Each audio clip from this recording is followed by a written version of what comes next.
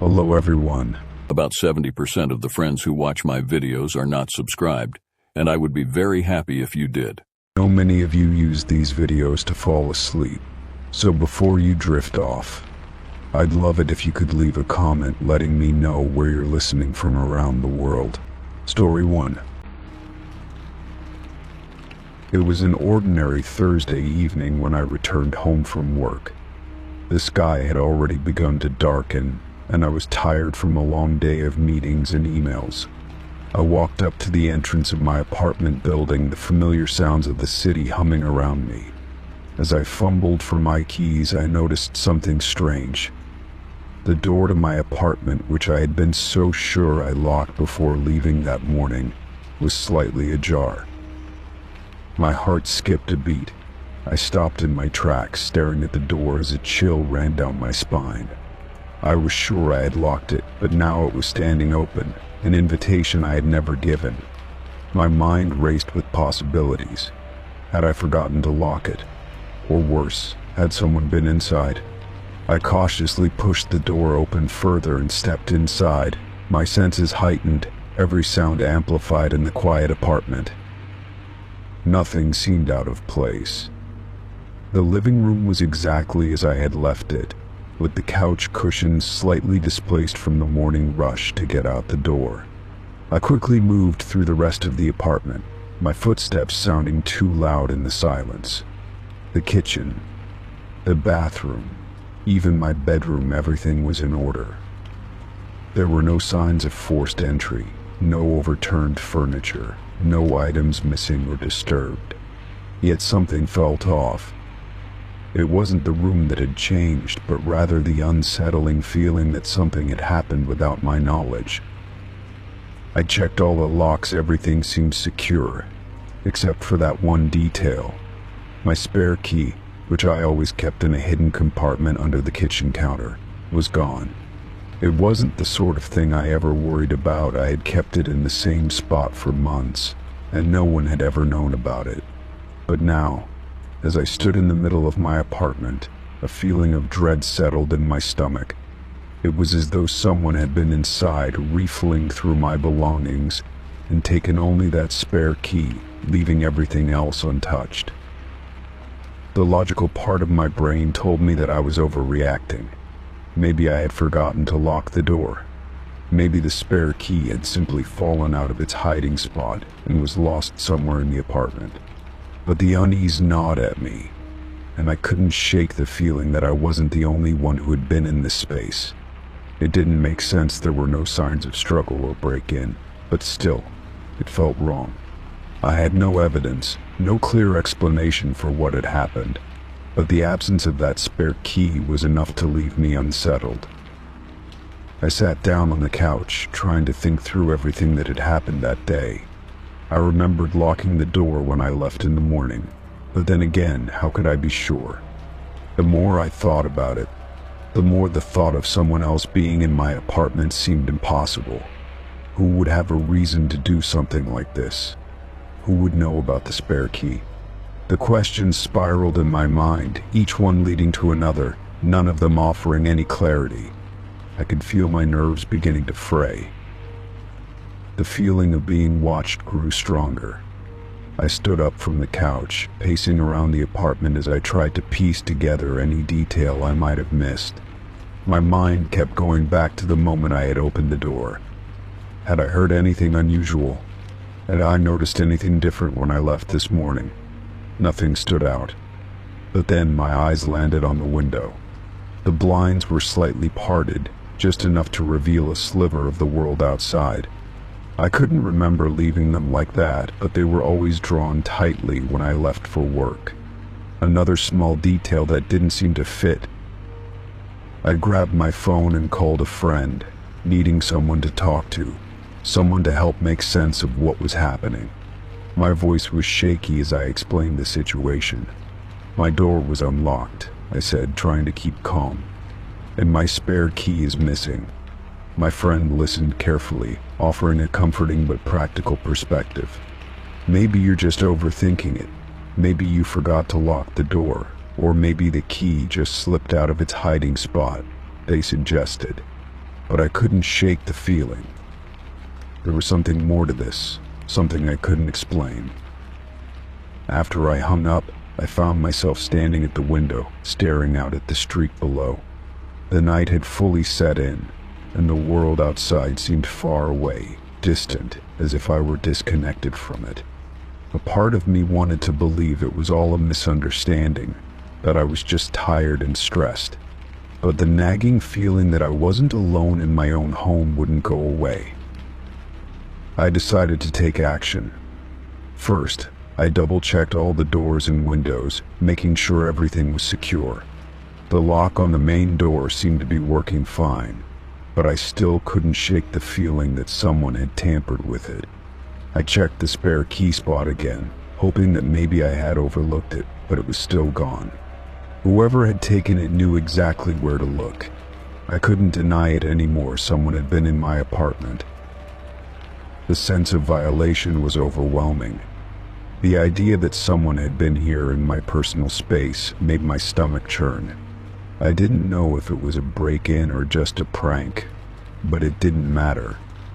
I had been invaded in a way that felt impossible to ignore. It wasn't about the key, it was about the fact that someone had crossed an invisible line, entering a space that was meant to be my sanctuary. I called the building manager, explaining what had happened. The manager seemed concerned, but they assured me that the building had security cameras that could help. We arranged for them to check the footage from the day to see if there was anything unusual. While I waited for them to get back to me, I spent the rest of the evening in a state of uneasy alertness.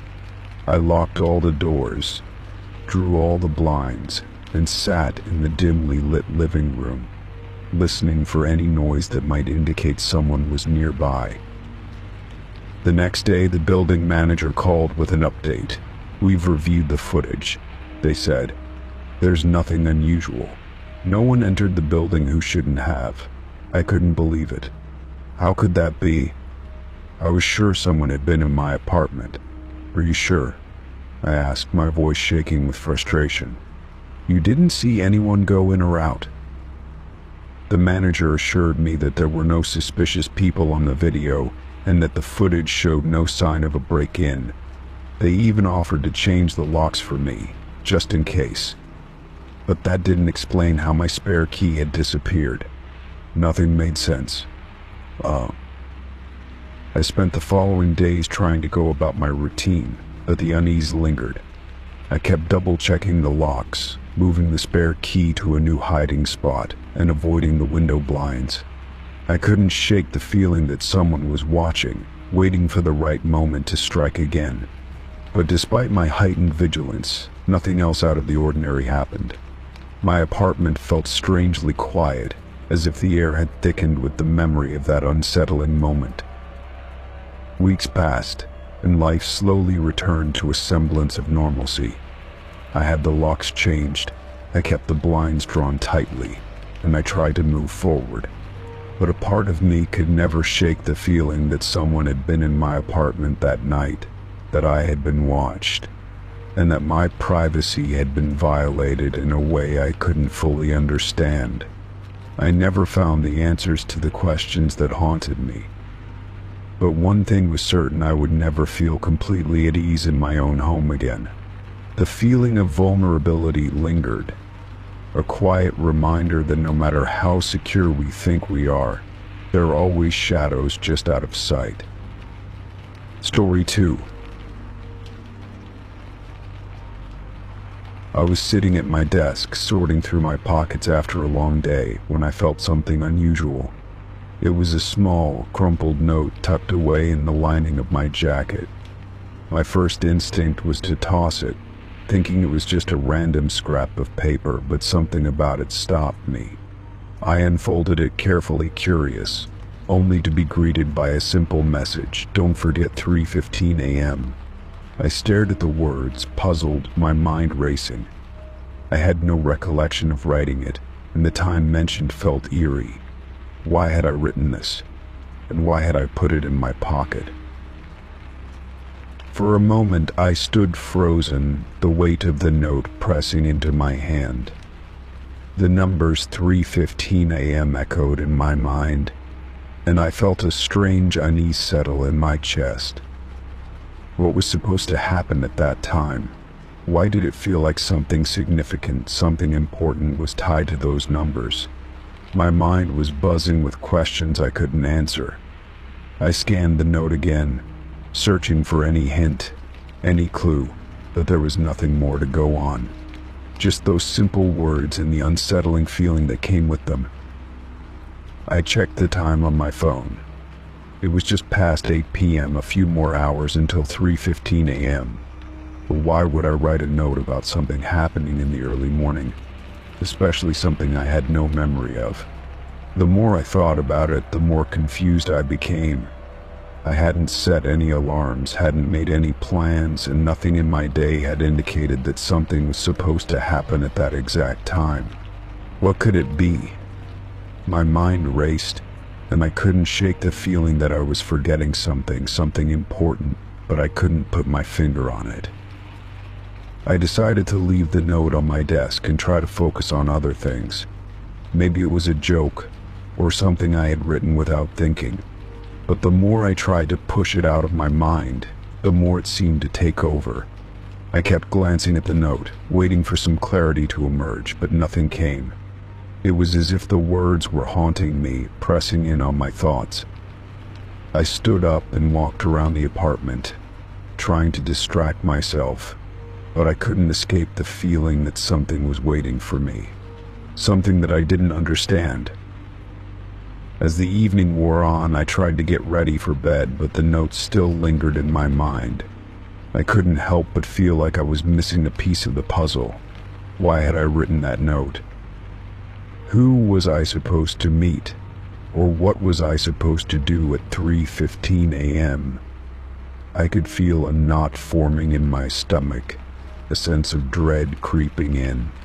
I went to bed, but sleep didn't come easily. Every time I closed my eyes, my mind would race back to the note, back to the time, back to the feeling that something was wrong. I woke up in the middle of the night, suddenly alert. My heart was pounding, and I wasn't sure why. I glanced at the clock on my nightstand. It was just after 3 a.m. The room was dark, silent, except for the sound of my own breathing. My eyes darted to the note, still sitting on my desk, and a cold chill ran down my spine. Was it time? What was I supposed to do at 3:15 a.m.? My breath caught in my throat as I tried to piece together whatever was happening. I couldn't remember writing the note, but it was as if my body knew something my mind didn't. I swung my legs out of bed and walked over to the desk. The note was still there, the words glaring up at me. Don't forget 3:15 a.m. What did it mean? I could feel my palms sweating as I picked it up. My mind raced, but I couldn't make sense of it. I had no plan, no idea what was supposed to happen, and yet everything inside me told me to stay alert, to wait. I glanced out the window at the quiet street below. Everything seemed normal, but there was an odd tension in the air, as if something was about to happen. Then I heard it, a soft knock at the door. It was so quiet, I wasn't sure if I had imagined it. But there was again another knock, followed by a brief pause. My heart leaped in my chest, and I froze, unsure of what to do. Who could be at my door at this hour? I didn't have any plans or appointments. There was no reason anyone should be here. I slowly stood up, my legs unsteady as I moved toward the door. Every step felt heavy, every breath quickening. The air around me seemed to thicken, and the anticipation weighed heavily on my shoulders. I reached for the doorknob, my hand trembling. As I turned it, I realized that I was holding my breath, waiting for something I couldn't explain. I opened the door slowly, just a crack, and peered into the dimly lit hallway. There was no one there. The hallway was empty, as quiet as the rest of the building. My mind raced as I looked around, but there was nothing unusual. No one was standing at the door. No one was waiting for me. Confused and a little shaken, I closed the door and locked it again, my hands still shaking. The knock had felt real, but there was nothing to explain it. My pulse was still racing, and I couldn't shake the feeling that something was wrong. I looked back at the note on the desk. It was still sitting there, waiting for me to figure out its meaning. But I couldn't. I had no idea what was going on. I sat back down on the bed, trying to collect my thoughts. My mind kept going back to the note. What was I supposed to remember about 3:15 a.m.? What had I forgotten? I couldn't figure it out, no matter how hard I tried. It felt as if I was on the edge of some important realization, but I just couldn't reach it. Minutes turned into hours, and by the time the sun began to rise, I was exhausted. I hadn't gotten any rest, hadn't figured anything out. I was left with more questions than answers, and the sense of unease still lingered in the air. The knock, the note, the strange feeling of waiting, none of it made sense. I couldn't understand what was happening, or why 3:15 a.m. had been so significant, but I couldn't deny the feeling that something had happened, something that I had missed. As the day went on, I tried to put it all out of my mind. I went about my usual routine, but the sense of uncertainty followed me everywhere. It was as though I was walking through a fog, unable to see clearly. Every time I looked at the clock, I thought about the time on the note, 3:15 a.m. I wondered what I had missed. But the more I thought about it, the more it felt like something out of reach, something just beyond my understanding. I decided to let it go for the time being. I had no answers, no explanation. Maybe it was just a coincidence. Maybe my mind was playing tricks on me. But something inside me told me that I would never be able to forget the note, the knock, or the strange, unsettling feeling that had followed me. Whatever it was, it had left its mark, and I couldn't shake the feeling that there was more to it, something I would have to confront someday. And as I sat there, lost in thought, I realized that maybe I hadn't been meant to understand it all right away. Maybe the answers would come when they were ready, when I was ready. For now, all I could do was wait. Story 3. It started on a quiet Tuesday morning. I woke up to the soft hum of my phone vibrating on the nightstand.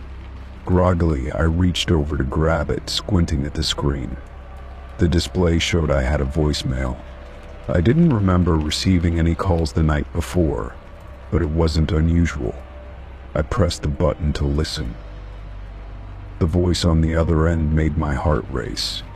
It was my voice, unmistakably mine, but it didn't sound quite right. I could hear the words, "Are you there?" echoing in a loop. The message played again, then again, over and over. Each time it was the same phrase, repeated relentlessly, each "Are you there?" more haunting than the last. My mind struggled to process what I was hearing. Why was my own voice calling me? I checked my call log, expecting to find some missed call or sign of the voicemail's origin, but there was nothing. I sat up in bed, the message still playing in the background. The loop continued unbroken, as if someone was trying to get my attention. I listened for a while, trying to make sense of it. Perhaps I had recorded something on my own by accident, and it had somehow ended up in my voicemail. But that explanation didn't sit right with me. Why would my phone play back a recording of my voice in such an unnerving way? There was a sinking feeling in my stomach, a gnawing unease I couldn't shake off.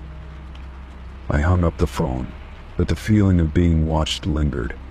I stared at the screen, unsure of what to do next. Maybe it was just a prank, something I could laugh off and forget, but something about it didn't feel like a joke. The thought of my own voice repeatedly asking, "Are you there?" made my pulse quicken.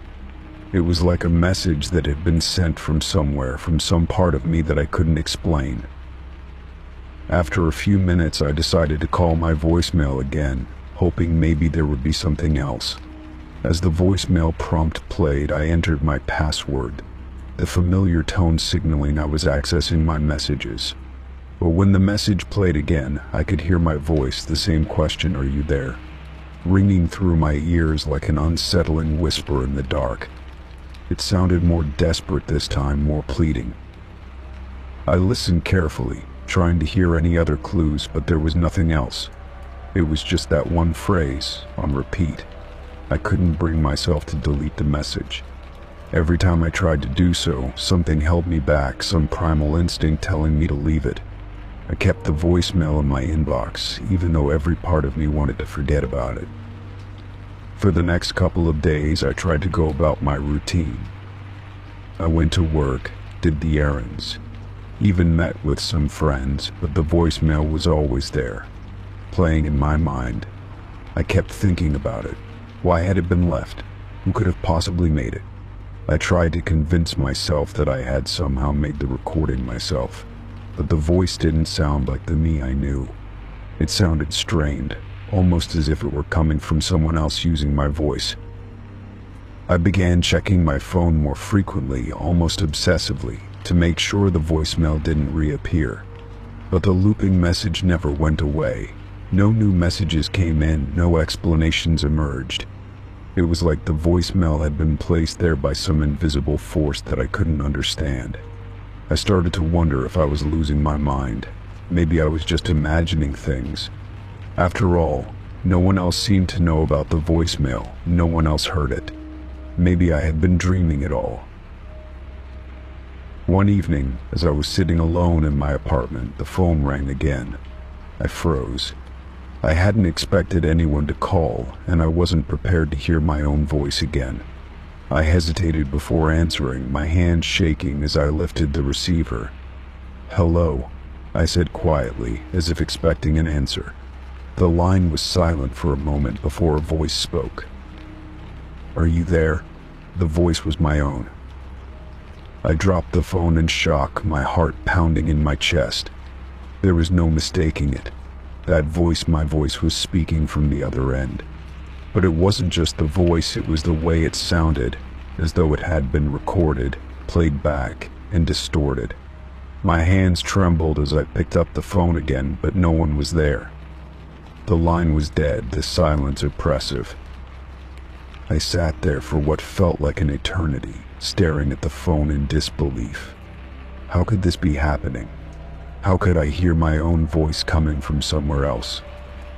I ran my fingers over my face, trying to clear the fog in my mind. Maybe I was imagining things. Maybe I was just too tired, too stressed. But that didn't explain the voicemail or the strange phone call. Nothing made sense. In a haze of confusion and fear, I checked my voicemail again. The message was still there, still repeating the same question. "Are you there?" The words seemed to echo in my ears, growing louder with each repetition. I couldn't escape it. I had to make it stop. I tried everything I could think of. I restarted my phone. I deleted the message, only for it to return a few hours later. I even reset the phone to its factory settings, thinking it might be some glitch or software issue. But still, the message persisted. No matter what I did, it seemed like my voice was trapped in a loop, endlessly calling out to me. I began to wonder if this was some sort of sign, some cosmic warning that I wasn't picking up on. Maybe it meant something deeper, something I couldn't understand. Perhaps it wasn't just a coincidence. Maybe there was a reason why I was hearing my own voice repeatedly asking, "Are you there?" Was it trying to tell me something? Was it trying to make me aware of something I had ignored for too long? As the days passed, the message started to change. The question became more urgent. The voice began to crack, sounding more desperate, pleading with me to respond. "Are you there? Are you there? Please answer." The pleading in the voice sent a chill down my spine, and I found myself staring at my phone in horror. It was as though the message was begging for something I couldn't give.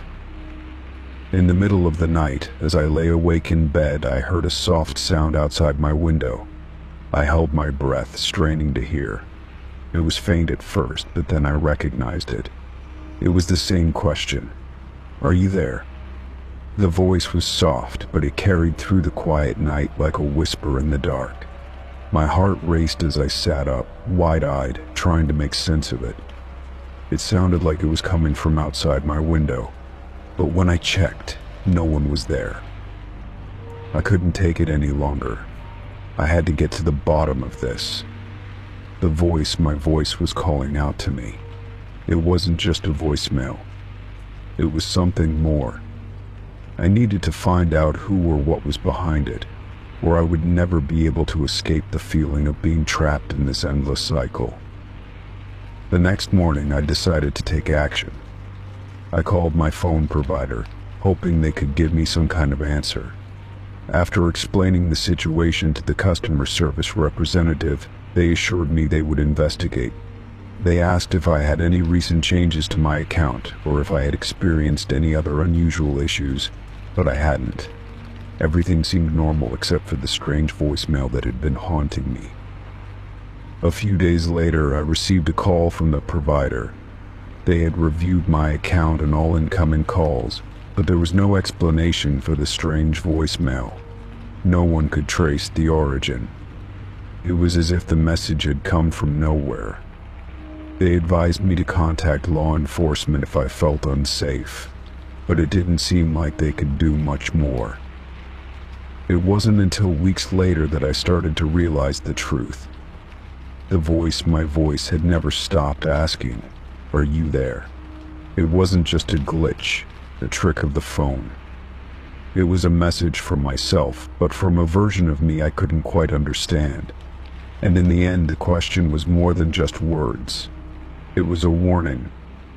A reminder that there are parts of ourselves we don't always see, things we can't always explain. And sometimes those parts call out, asking, "Are you there?" hoping we will hear them before it's too late. Story 4. The day started like any other. I woke up to the dull sound of my alarm ringing, its tone as unremarkable as the day ahead. After a quick breakfast, I grabbed my bag and headed to work, letting the familiar routine calm my mind. There was nothing extraordinary about the morning. The world outside seemed as ordinary as it had always been. That was until I returned home. I found a small package waiting for me on the doorstep, its plain brown exterior completely unmarked. No return address, no postage label. It was just there, as if someone had placed it carefully, knowing it would be waiting for me when I returned. At first I hesitated. It seemed out of place, and that unease crept into my thoughts. Who could it be from? And more importantly, why was it left without any identifying information? Curiosity won over caution, and I picked up the package, feeling its weight in my hands. It was small, light enough to be unremarkable, yet there was something odd about the way it felt, almost as if it contained something fragile or secret. I walked inside, closed the door behind me, and set the package down on the table, eyeing it for a moment before carefully cutting the tape that sealed it. My fingers shook just slightly as I peeled away the brown paper. Inside, I found a single playing card. The card was simple in design, nothing unusual about it except for the bold red X drawn on its surface. The mark was thick, almost as if it had been hastily painted, the color stark against the white background of the card. I turned the card over, hoping for some kind of clue, a message, a name, or anything that could explain its presence. But the back was completely blank. The silence in the room seemed to grow heavier as I stared at it, my mind racing with questions. I had no idea what the card meant, no idea who could have sent it, or why. I stared at the red X, feeling the weight of the uncertainty pressing in on me. The card was nothing more than an ordinary object, yet the circumstances surrounding it made it feel anything but. A sense of dread began to settle in my stomach, the type of feeling you get when you realize something is off, but you can't put your finger on what. It was the kind of unease that you can't explain, yet you know it's real. I tried to dismiss the feeling. Maybe it was just some sort of prank, I thought. People do strange things sometimes. But even as I tried to reassure myself, I couldn't shake the sense that this wasn't just some random act. The absence of a return address, the mysterious delivery, and the strange red X all felt too deliberate. I couldn't help but wonder if it was a message, something more than just a card. I set the playing card down on the table and went to the kitchen, needing to clear my mind.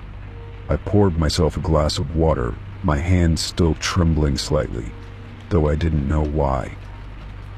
The card was just a playing card after all. It was nothing. Yet my thoughts continued to circle around it. The red X, a symbol I couldn't understand. Was it a warning? A signal? Was someone trying to tell me something? I tried to distract myself with other tasks, checking emails, scrolling through messages on my phone, but nothing could take my mind off the card. I couldn't stop thinking about it. I went back to the table and picked it up again, turning it over in my hands as if hoping the answer would reveal itself. I wondered if it had something to do with the strange occurrences that had started happening in my life recently, those moments where I felt like someone was watching me, or when I found things moved slightly out of place in my home. I couldn't help but feel that the card had been placed there for a reason, and not just by accident. I wondered if there was more to it than I realized. The more I thought about it, the more the red X seemed to symbolize something important, like a clue or a signal. But what was it trying to tell me? I had no answers, only questions that deepened with every passing minute. I decided to take the card to work with me the next day, maybe seeing it in a different environment, away from the familiarity of home, would give me some perspective. The entire morning, I couldn't help but feel the card's presence tucked safely in my bag. I checked my phone often, hoping for some sort of sign, anything that could help make sense of it. But there was nothing. My day went on as usual, but my thoughts remained focused on the mystery of the card. When I got home that evening, I was surprised to find that nothing had changed. The card sat on the table where I had left it, but everything else in my house seemed completely normal. I tried to shake off the sense of unease, reminding myself that I was overthinking things.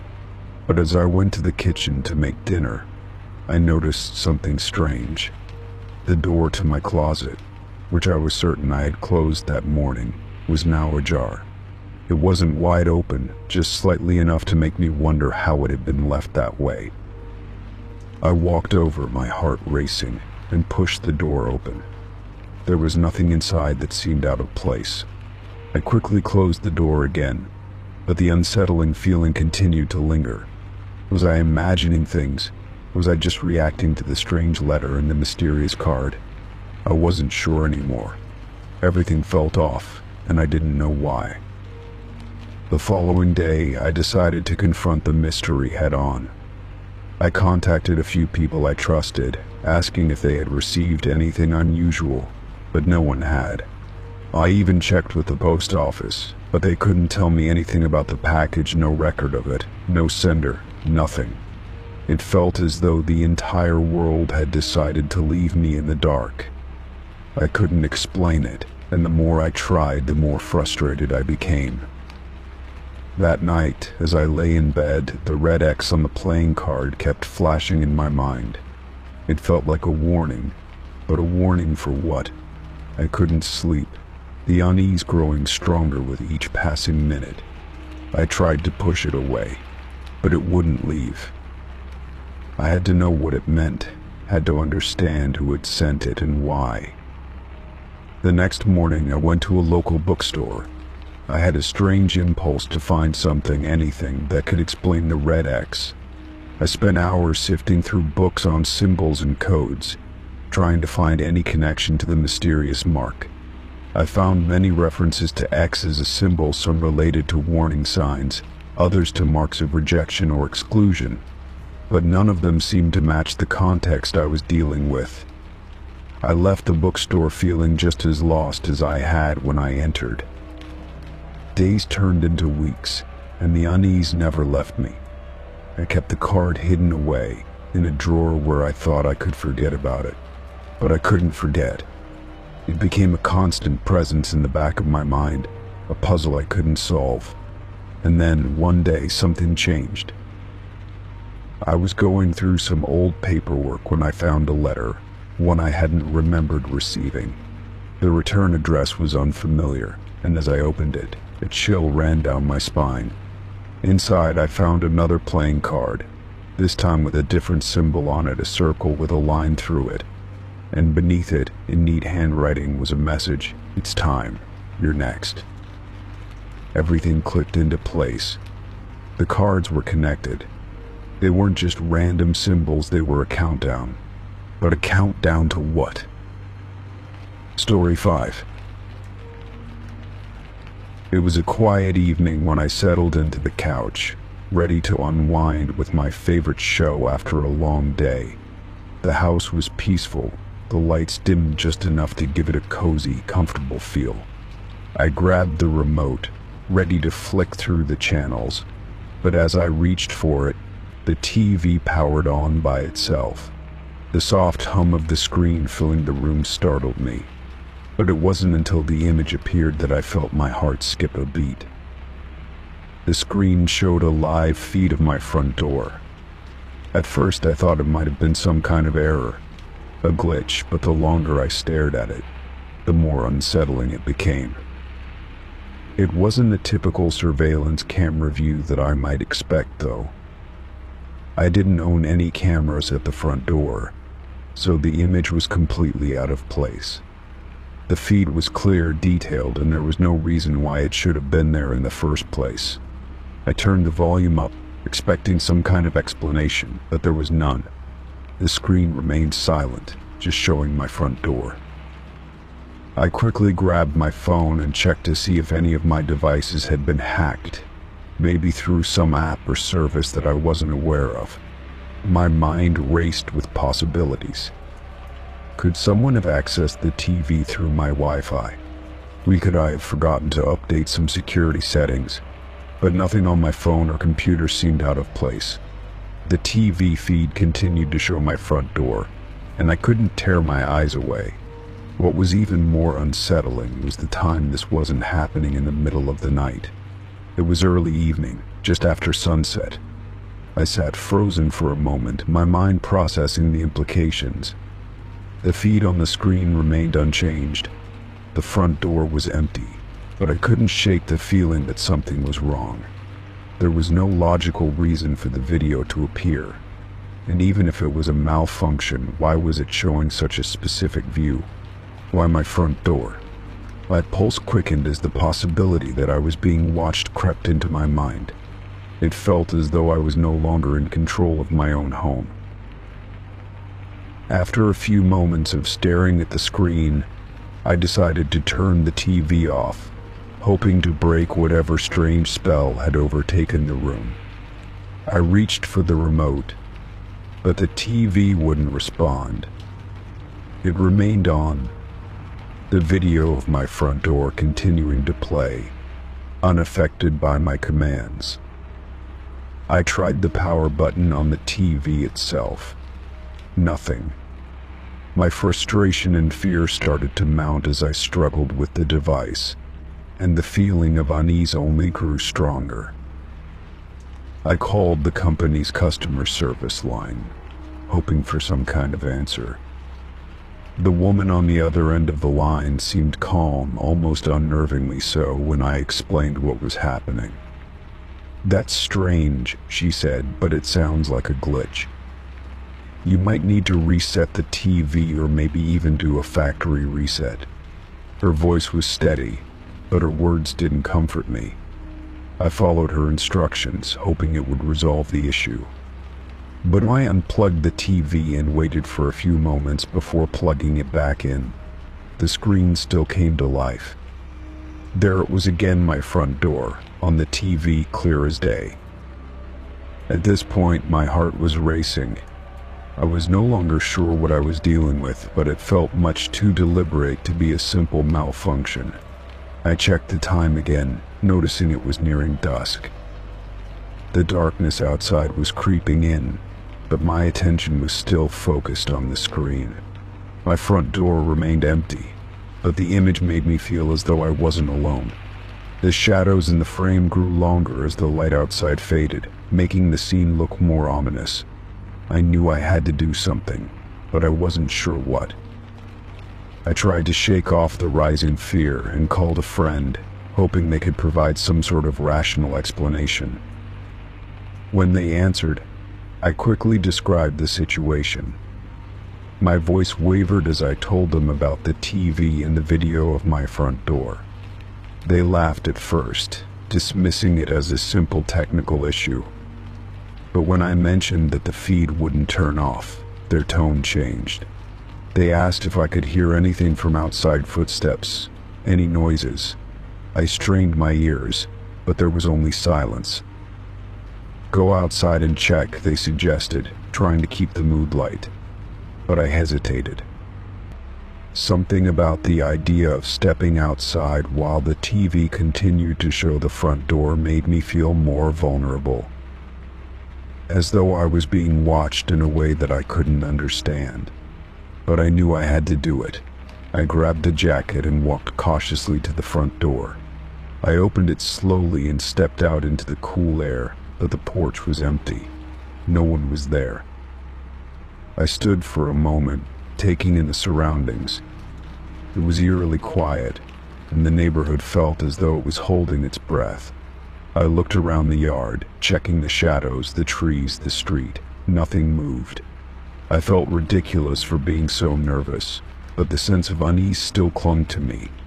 I went back inside, closing the door behind me, and stood in front of the TV, which was still showing the front door. But now there was something else in the image's shadow. It was faint, but unmistakable. I snapped back, my breath catching in my throat. The shadow wasn't there when I had checked just moments before. It was as if it had materialized out of nowhere. I couldn't shake the feeling that something was moving in the dark, just outside the door. But I had been out there and saw nothing. The shadow in the feed seemed to grow larger, shifting as though it was slowly creeping closer to the door. At that point, I knew I couldn't just sit there any longer. I grabbed my phone and called the police. The dispatcher on the other end answered quickly, but when I explained the situation, I could hear the skepticism in their voice.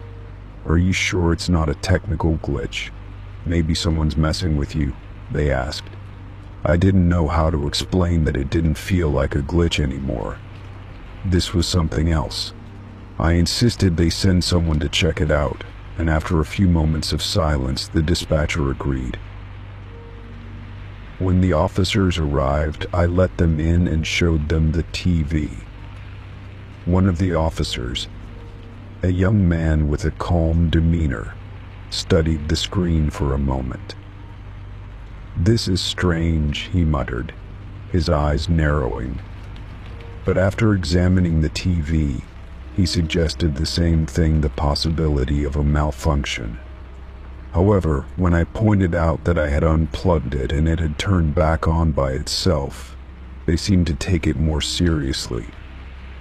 The second officer, a woman with more experience, stepped forward and asked me to step outside with her. I did, but nothing seemed amiss. There were no signs of tampering around the front door or anywhere else. But when I went back inside, I saw something that made my stomach drop on the TV. The shadow was gone, and the feed had stopped showing the front door. Instead, the screen was black. I felt a strange mix of relief and confusion. The officers couldn't find anything wrong with the TV. and they couldn't explain why it had shown my front door in the first place.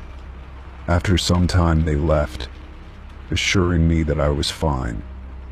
But I couldn't shake the feeling that something had happened, something I couldn't explain. The TV was back to normal, but every time I glanced at it, I wondered if I was truly alone in my home.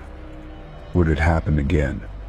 Or had I simply caught a glimpse of something that shouldn't have been there at all?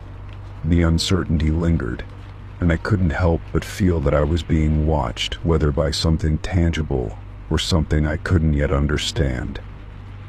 Story 6. I walked into the coffee shop early one morning, hoping to get my usual fix before heading into work. The air was crisp, and the smell of freshly brewed coffee filled the space, mixing with the faint scent of baked pastries. It wasn't overly crowded at that hour, and I liked the peacefulness of it. I made my way to the counter, ordered a medium cappuccino, and found a seat by the window where I could watch the city slowly come to life as the sun crept higher in the sky. As I settled into my seat, taking a slow sip of my coffee, I noticed a person standing near the counter, eyeing me with a curious expression. They didn't seem familiar, and I couldn't remember ever seeing them before. They were dressed casually, a simple coat and jeans, and their hair was a bit messy, as if they had been running around all morning. I looked away, not wanting to make them feel uncomfortable, but I couldn't shake the odd feeling that they were somehow looking at me in a way that suggested recognition. Just as I took another sip, they walked over to my table, and I looked up, startled. "It was nice talking to you yesterday," the person said with a smile. My heart skipped a beat, and for a moment, I couldn't process what they had said. I had no memory of speaking to this person, let alone talking to them yesterday. I looked at them more closely, trying to make sense of it, but there was nothing about their face that rang a bell. I didn't know who they were, and I was sure we had never crossed paths before. I set my coffee down, trying to gather my thoughts. "I'm sorry, but I don't think we've met," I replied, my voice a little more hesitant than I intended. The person's smile faltered for a second, and they seemed almost confused, as if they hadn't expected me to react this way. "Oh," they said, their brow furrowing slightly. "I could have sworn we talked yesterday. We sat at that table by the window, remember?" They gestured toward the same spot I was sitting at, and I couldn't help but feel a strange sense of déjà vu, though I was certain I hadn't been there with them before. The more I thought about it, the more the situation unnerved me. I had no recollection of meeting anyone the previous day, let alone sitting at that particular table. My routine was usually predictable, and I rarely deviated from it. I came in, ordered my coffee, and either worked on some emails or read for a bit before heading off to work. There was no way I had spent time with this stranger. I tried to smile politely, though I could feel my heart rate picking up, the unease creeping up my spine. "I think you're mistaken," I said, trying to offer some kind of explanation, though I wasn't sure what to say. "I don't remember talking to you yesterday. Maybe you confused me with someone else." The person seemed to study me for a moment, and I could see a flicker of uncertainty in their eyes. They opened their mouth to say something, but before they could, I felt a strange impulse to leave. I stood up quickly, almost without thinking, and grabbed my things. "Sorry, I've got to go," I muttered, unable to look them in the eye any longer. I walked quickly toward the door, feeling a rush of confusion and anxiety, but I couldn't bring myself to turn around and face them again. As I stepped outside into the chilly morning air, I took a few deep breaths, trying to steady myself. What had just happened? Who was that person? The entire encounter felt surreal, like a fragment of a dream that didn't quite make sense. I couldn't shake the feeling that something was wrong, that I was missing some important piece of information. but I had no idea what it was.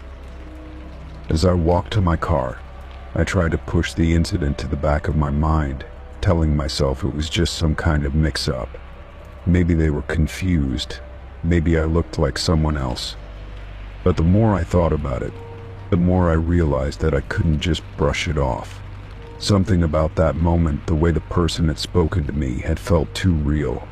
The smile, the familiarity in their voice, it wasn't something you could fake. But how could that be?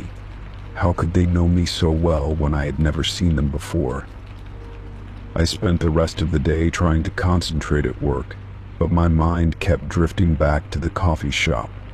I couldn't focus on anything, my thoughts constantly returning to the strange encounter. During lunch, I tried to distract myself by scrolling through my phone, hoping that would calm my racing thoughts. But there was nothing to explain it. No messages from anyone about a meeting, no emails about a conversation I had missed.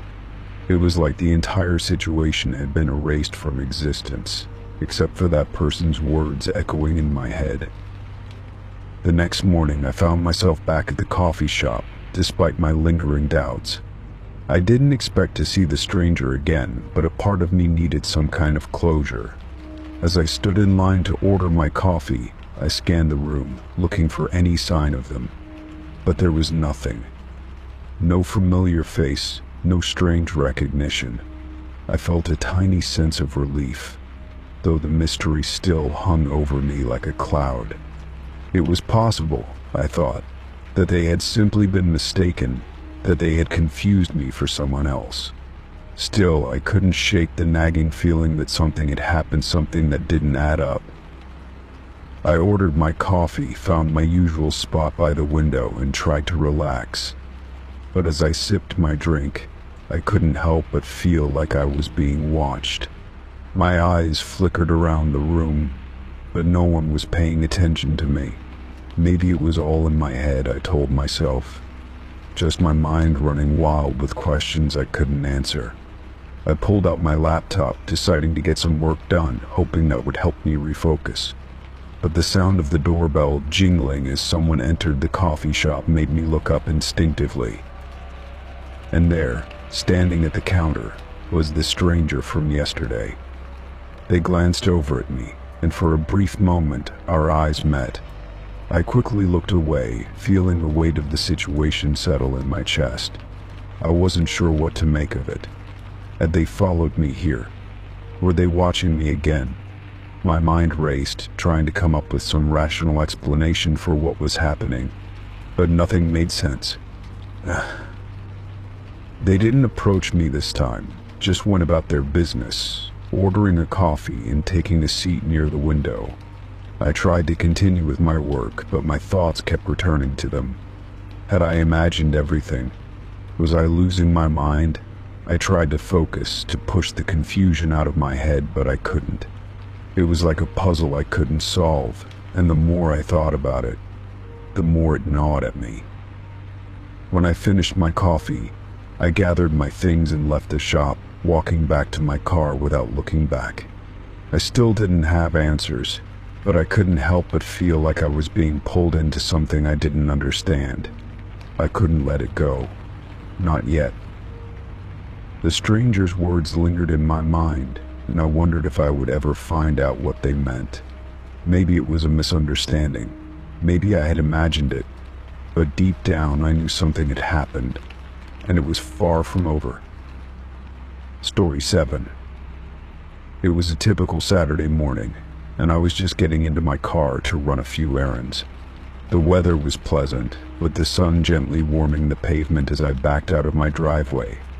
I hadn't planned on doing anything out of the ordinary that day, just a few quick stops and then back home. As I pulled onto the main road, I decided to use my car's GPS to guide me to the first destination. The screen blinked to life, and I pressed a button to enter the address. But as I tapped in the address, something strange caught my eye. In the list of recent locations, there was an address saved under the label home. I frowned. I hadn't saved any new addresses recently, and certainly not one with that name. My home was already programmed into the system, and I had never changed it. The address on the GPS wasn't one I recognized, and the label home felt oddly personal. I hovered over it, my finger poised above the screen, wondering if I had somehow added it without realizing. Maybe I had accidentally saved it during a late-night drive or while distracted. But that didn't seem right. I knew I hadn't been to any new locations lately. Curious and unsettled, I tapped the home address on the GPS, and the screen shifted to show the route. The address wasn't far away, just a few miles from where I was. It seemed like it was in a quiet neighborhood, but I couldn't place it. I wasn't sure whether to feel uneasy or intrigued. I debated with myself for a few moments before deciding to check it out. After all, there was nothing inherently wrong with a new address showing up, right?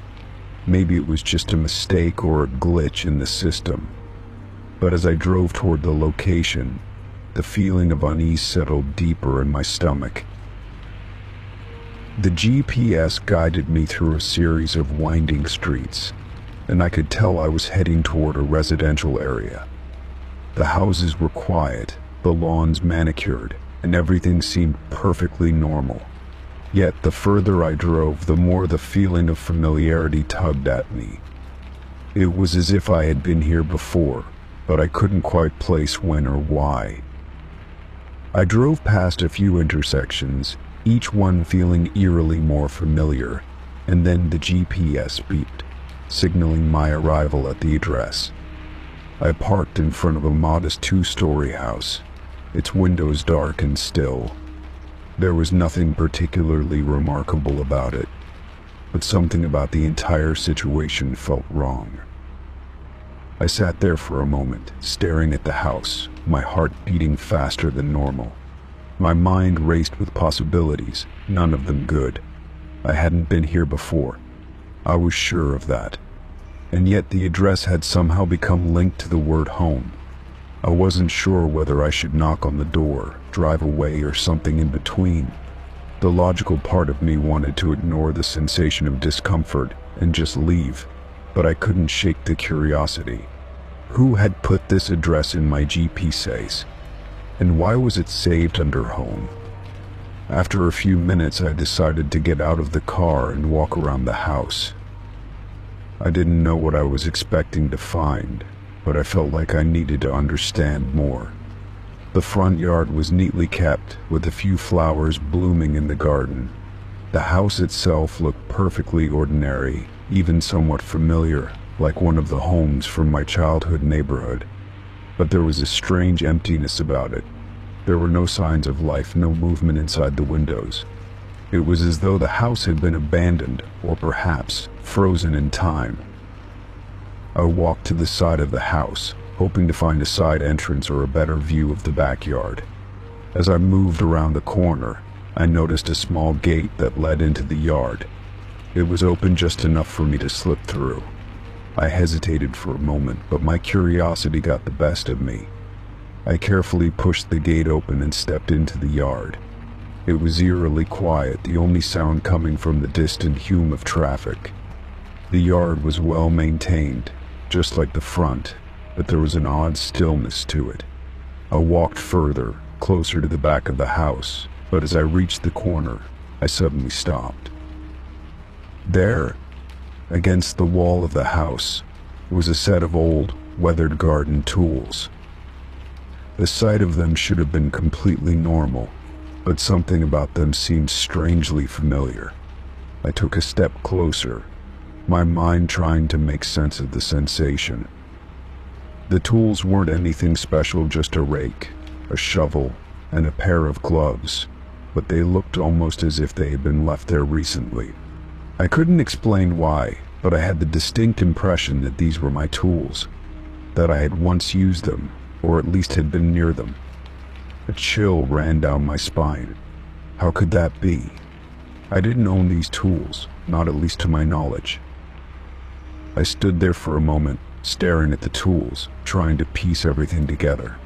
How was it possible that something so mundane, so simple, could unsettle me so much? As I turned to leave, I noticed something else, a small plaque mounted on the side of the house, near the back door. I hadn't seen it at first, but now it stood out, its inscription clearly visible. I walked closer to read it, my heart beginning to race again. The plaque read, "Welcome home." I froze. The words felt like a punch to the gut. My mind reeled, trying to make sense of it all. Welcome home. The phrase seemed so ordinary, so welcoming, but at that moment it felt like a warning. It was too much, too strange. I didn't know how to explain it, but I knew I had to leave. The sense of unease was overpowering, and I had to get out of there. I turned quickly, heading back to the front of the house. As I made my way back to the gate, I could almost feel someone watching me. I glanced over my shoulder, but there was no one there. I hurried back to my car, fumbling for my keys as I opened the door. I slammed it shut, started the engine, and sped away, not daring to look back. The drive home was a blur. My thoughts were scattered, my mind trying to process everything I had just experienced. How had the address ended up in my GPS? Why was it saved under home? And why did everything about that house feel so familiar, even though I had never been there before? I couldn't shake the feeling that I had somehow stumbled into something much bigger than I could understand, something that had been hidden from me for a reason. By the time I got home, the sun was setting, casting long shadows across the street. I parked in my driveway, but I didn't immediately get out of the car. Instead, I just sat there for a few minutes staring at the dashboard. I felt exhausted, mentally drained from the whirlwind of questions and strange sensations. My hands were still trembling slightly as I gripped the steering wheel. I didn't know what to do next. Part of me wanted to go back to the house to get answers, but another part of me, the part that had felt that sharp sense of dread, wanted to forget it ever happened. I couldn't explain what I had experienced, but I knew one thing for sure. Something about that house, that address, and that plaque had unsettled me in a way nothing else ever had. I took a deep breath, trying to calm my racing thoughts. As I stepped out of the car, I glanced at my phone. The GPS had already reset itself, erasing the mysterious address from the list of recent locations. It was as if the entire experience had never happened. The address was gone, and I was left with nothing but the memory of it. But deep down, I couldn't shake the feeling that the house, the plaque, and the address were all somehow connected to me, and I couldn't help but wonder if I would ever truly be able to escape the strange pull it had on me. Story 8. I had just gotten off the train, still feeling the echoes of the journey in my bones. The familiar hum of the station, the shuffle of hurried footsteps, and the murmur of distant conversations always made me feel a bit detached, like I was floating between worlds. It was a cold evening, and the station was relatively quiet, with only a few people milling around. I had made this commute countless times, always following the same routine. Step off the train, head to the exit, and walk to the nearby cafe for a moment of solace before heading home. But as I walked toward the station's exit, something felt off. It was the odd sensation of being watched, as if eyes were following my every move, though I didn't notice anyone in particular. I tried to dismiss the feeling, chalking it up to exhaustion or an overactive imagination. But then I heard a man's voice calling from behind me, startling me out of my thoughts. "Are you still being followed?" he asked. The words were so blunt, so direct, that I stopped dead in my tracks, confusion washing over me. I turned slowly, trying to place him in my mind, but I didn't recognize the man standing there. He was older, with graying hair and a weathered face, his expression serious, almost too serious for a stranger on the street. He didn't seem to be asking out of curiosity, but as if he already knew the answer. "I'm sorry, what?" I asked, unsure how to respond. It was a question that felt entirely out of place in the setting, like it didn't belong. He stood a little too still, and for a brief moment the air around us felt thick, like something was about to happen that neither of us could control. The man's eyes were fixed on mine, as if waiting for me to say something, but I could hardly think straight. He took a slow step forward, his gaze unwavering. "You've been followed for some time, haven't you?" The way he phrased it made it sound like a fact, like he already knew the answer. A strange chill crept down my spine. There was no way he could have known anything about me, about my life, or about the unsettling feeling I'd had for weeks now. Yet somehow, his words rang with a disturbing certainty. I took a step back, my heart beginning to race. "Who are you?" I asked, my voice shaking slightly. My mind was spinning. Who was this man, and why would he say something like that? It felt like he was stepping into a part of my life that I had been trying to ignore, the part that I had been desperately avoiding, the sensation of being watched, of someone following me, though I never saw anyone. The man didn't answer immediately. Instead, he glanced around, as if scanning the area, and then his gaze fell back on me.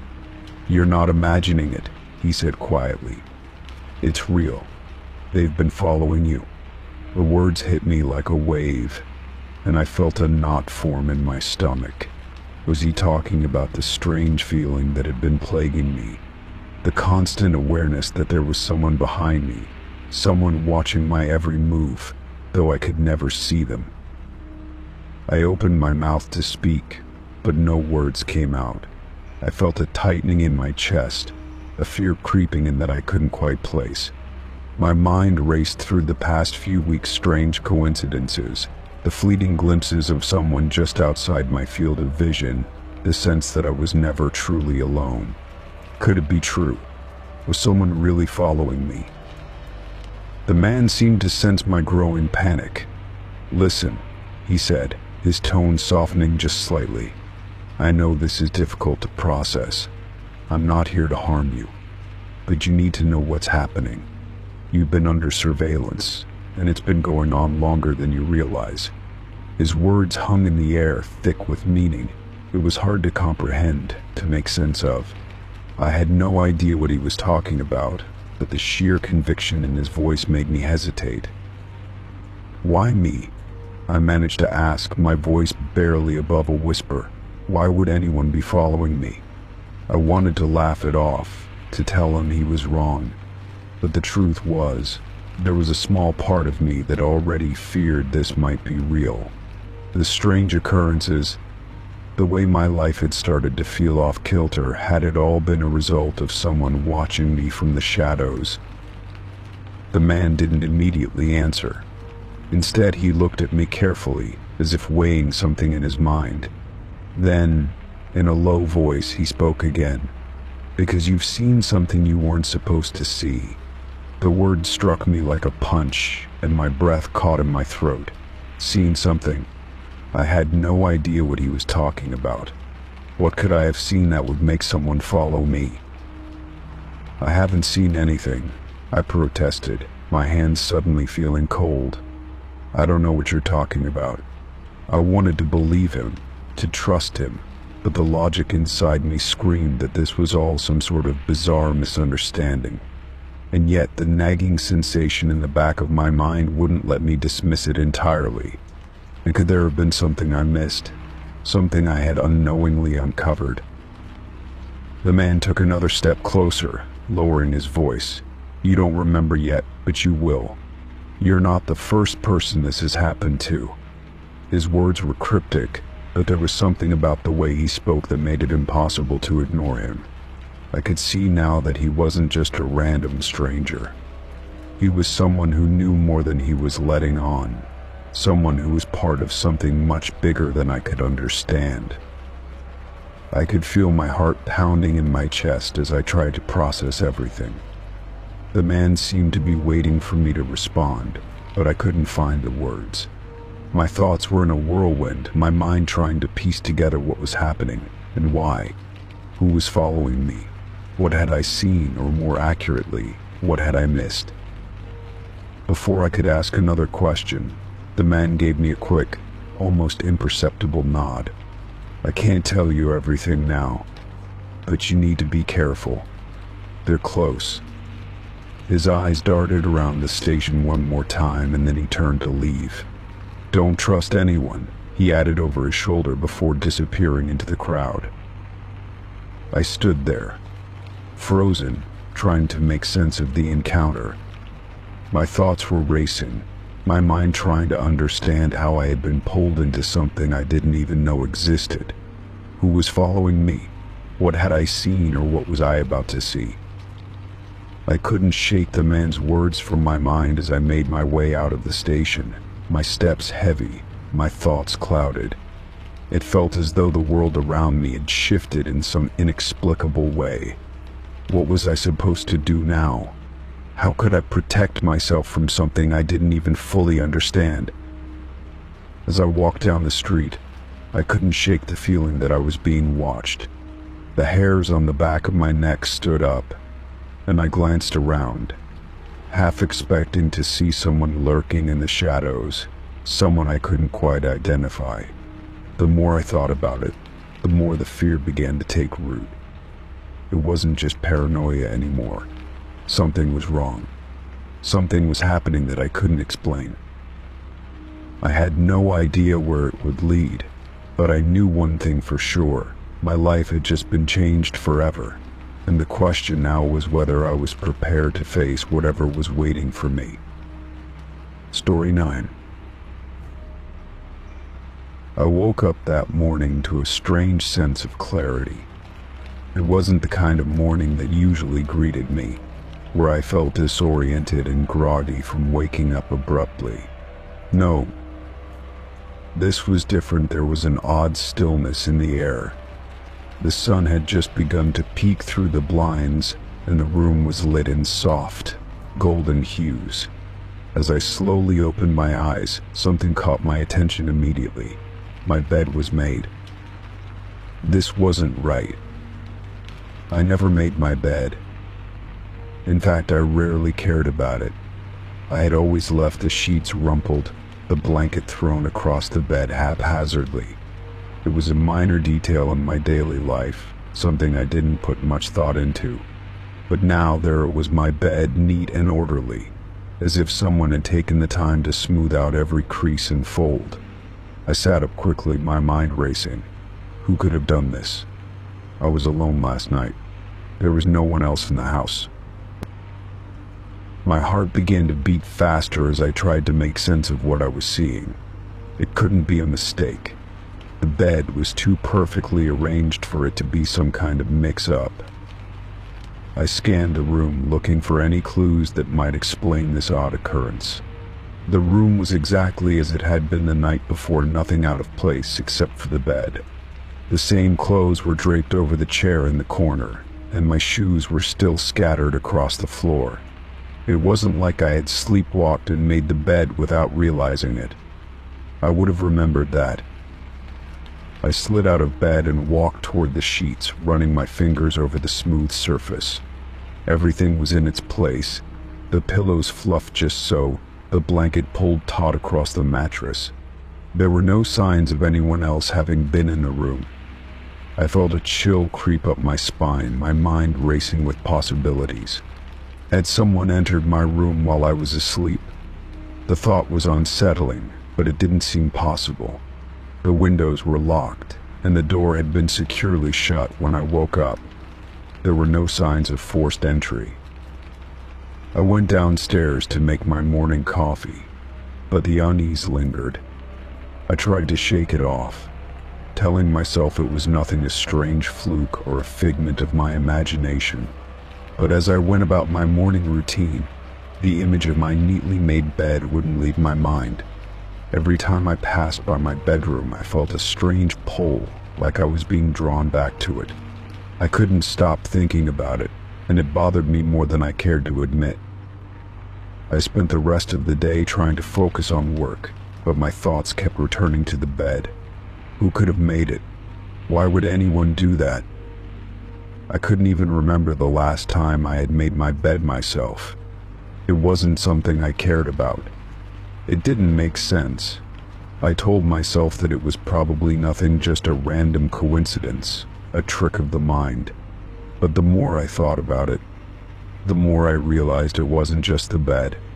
It was the feeling I had when I woke up. It was as if something had shifted, something subtle but undeniable. Something had changed, and I couldn't quite put my finger on it. The next night, I tried to keep my mind off of the bed. I deliberately left it messy before going to sleep, hoping that would ease my mind. I knew it was a silly thing to obsess over, but the whole situation had started to feel off. As I lay there in the dark, I listened to the quiet of the house, the only sound being the soft ticking of the clock. But then, just as I was about to drift off to sleep, I heard a sound, faint but distinct. It was a rustling, as if someone were moving around in the room. I froze, my heart pounding in my chest. Was someone in my room?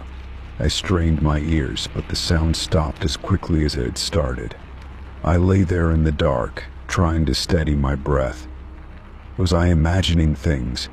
It could have been the wind or just the house settling. But then the thought crossed my mind, what if someone was really here? What if this wasn't just a strange coincidence? I must have drifted off eventually, because the next thing I knew, the sunlight was streaming through the window again. I sat up quickly, my eyes darting around the room. The first thing I noticed was that my bed was once again made. This time it wasn't just neat, it was perfect. Every crease had been smoothed out, every pillow aligned in the exact same spot. I could feel the hairs on the back of my neck stand up as I sat there, unable to move. This couldn't be happening. No one else had been in the room. There was no way. I reached for my phone, trying to ground myself in some kind of reality. The notifications were just as I had left them the night before, no messages, no missed calls. But I couldn't shake the feeling that I wasn't alone. The house seemed so quiet, too quiet. It was as if the silence was watching me, waiting for me to make sense of this situation. I needed answers. That afternoon, I decided to take action. I went outside and checked the perimeter of the house, looking for any signs that someone might have been sneaking around. The gates were locked, and there were no footprints in the yard. I even checked the cameras, but they had all been turned off. That's when I realized something. The cameras should have been on. I never turned them off. I hadn't even touched them.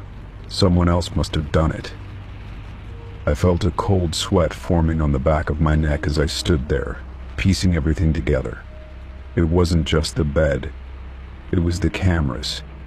It was the feeling that someone was in the house with me, even when I was alone.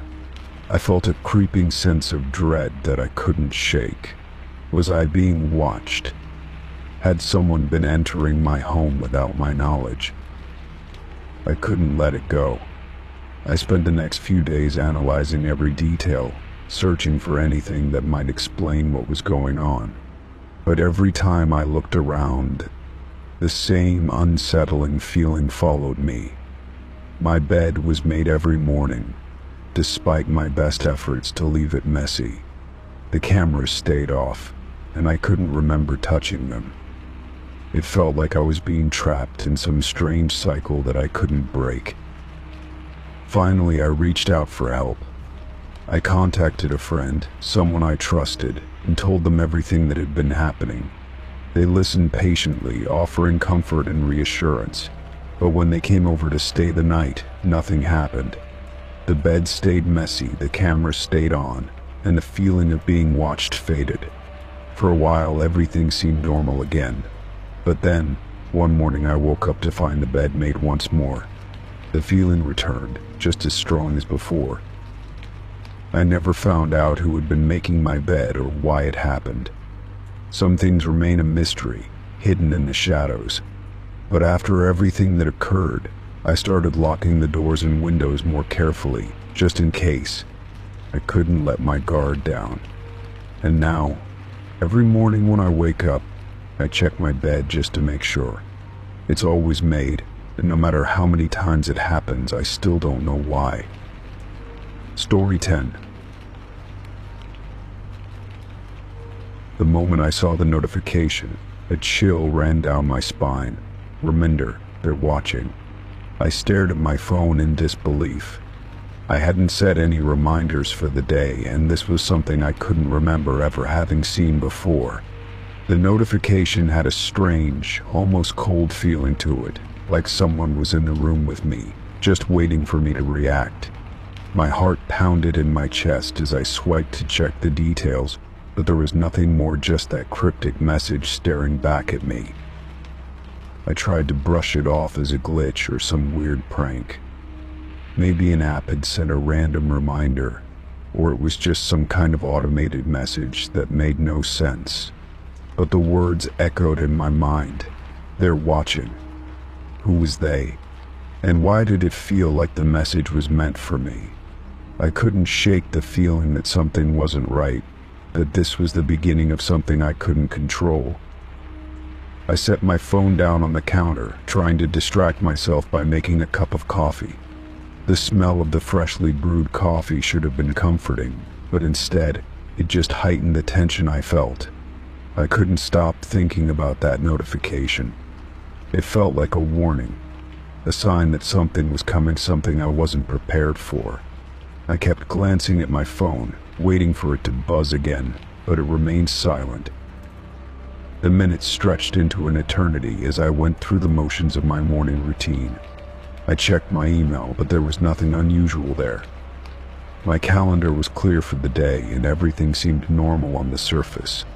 But that notification, those words kept playing over and over in my head. They're watching. It was as if I had been marked, singled out for some reason I couldn't understand. As I left my apartment, I noticed a strange stillness in the air, like the world itself was holding its breath. The usual sounds of traffic and birds chirping were muted, distant. My footsteps echoed on the sidewalk, and I couldn't shake the feeling that someone was following me. I checked over my shoulder, half expecting to see someone standing there, but the street was empty. There was nothing to explain the uneasy feeling crawling under my skin. I chalked it up to nerves and tried to push it aside. When I arrived at work, things didn't feel much better. I tried to focus on my tasks, but the nagging sensation that something was wrong continued to haunt me. I glanced at my phone once again, but there were no new notifications.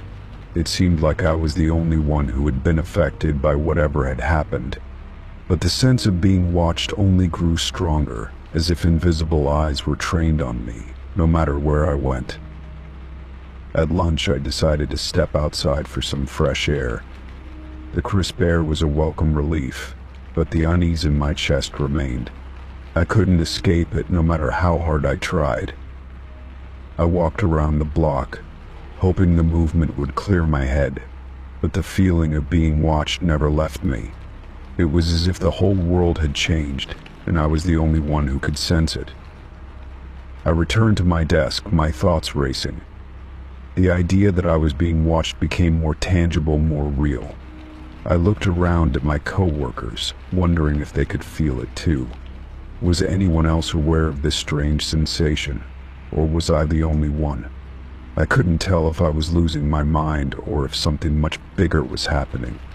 It felt like I had stumbled into something dark and unknown, something I wasn't meant to see.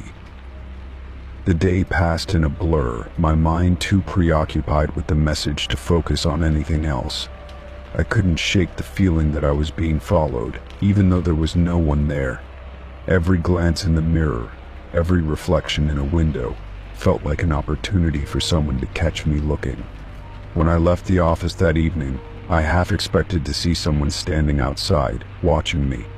But the street was empty, as quiet and ordinary as it always was. When I got home, I immediately checked my phone again, hoping for some sort of explanation, but nothing had changed. The message had come from a reminder app, but there was no indication of who had created it or why it had appeared. I tried to delete it, but the app wouldn't let me. It was as if the message had become a permanent fixture on my device, a reminder that I couldn't escape. I tried restarting my phone, but the message remained, staring back at me like a silent accusation. I couldn't sleep that night. Every noise in the apartment seemed amplified. Every shadow in the corners of the room felt like a threat. I kept thinking back to the message. They're watching. It seemed like a warning, but a warning about what? Was someone tracking my every move, waiting for the right moment to act? I couldn't answer these questions, and that uncertainty gnawed at me. The next morning, the message was still there, and the feeling of being watched had only intensified. I couldn't concentrate on anything, couldn't focus on any task. I kept expecting someone to walk into my apartment, or for my phone to buzz with another cryptic reminder. I couldn't escape it, no matter how hard I tried.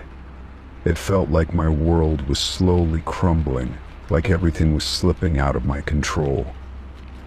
At work, I tried to talk to a colleague about the strange message, but they brushed me off, saying I was overreacting. Maybe I was, but deep down I knew something was wrong. I had no proof, no concrete evidence, but the feeling in my gut told me this wasn't just my imagination. Something was happening, and I was powerless to stop it. As the days wore on, the sensation of being watched never left me. I started to notice things that I hadn't before: strange glances from strangers, cars that seemed to be following me as I drove, people who appeared just a little too interested in my movements. The more I looked, the more I saw. It was as if the world around me was slowly being distorted, like reality itself was shifting. I began to take precautions, avoiding certain places and people, and being extra cautious about where I went and who I interacted with. But no matter how careful I was, the feeling of being watched lingered. It became impossible to tell if I was paranoid or if something truly sinister was happening. The reminder message still sitting on my phone seemed to be a constant reminder that I was not safe, that I was being watched by forces beyond my control. One evening, after another restless night, I received a message on my phone. This time it wasn't a notification, it was a text. I hesitated before opening it, but when I did, my heart skipped a beat. The message read, "We see you. You're not alone." I felt a surge of panic flood my chest. Who was sending these messages? How did they know? Was this some kind of elaborate prank, or was I truly being watched by someone or something that I couldn't understand? I thought about calling 911, but what would I even say? How could I explain this? There were no concrete threats, no evidence of anything being physically wrong. But the sense of unease, the feeling that I was being watched, was undeniable. I didn't know what to do or who to turn to. And then, as quickly as it had started, the messages stopped. The reminder vanished from my phone, and I no longer felt the eyes of someone or something on me. But even now, as I sit here writing this, the lingering feeling remains. I still check over my shoulder, still wonder if I'm being watched. I don't know who or what was behind all of this, but I can't shake the feeling that it isn't over. Something is still out there, and I don't know if I'll ever truly be free. Story 11. It started with a notification on my phone. I was sitting on the couch after work, scrolling through emails when the calendar alert popped up. Final meeting, it said, scheduled for 12 o'clock midnight. My first reaction was confusion. I never scheduled meetings that late. In fact, I could not remember the last time I even used my work calendar outside of work hours. My stomach tightened as I opened the app to look closer. The appointment had no details except for the title and the time, There was no location, no notes, and no attached participants. Just the words "final meeting." I tried to delete it, but the option was grayed out. I tapped at the screen repeatedly, growing more frustrated as nothing happened. After a few minutes, I decided to close the app and reopen it. When I checked the calendar again, the meeting was still there. I sat back on the couch, my mind racing. Maybe it was some kind of glitch. It would not be the first time my work calendar had acted up. But the title bothered me. Final meeting. It was such an ominous phrase. It sounded more like a threat than an appointment. I considered calling the IT department, but it was late, and I figured I would just check with them in the morning. As the evening wore on, I tried to distract myself with television and dinner, but my mind kept returning to the calendar event. My phone buzzed around 10 o'clock with another reminder. Final meeting scheduled for 12 o'clock midnight. My pulse quickened as I stared at the screen. Who would schedule something like this? I checked my email to see if there were any notifications from my boss or coworkers, but there was nothing. By 11 o'clock, I was starting to feel genuinely nervous.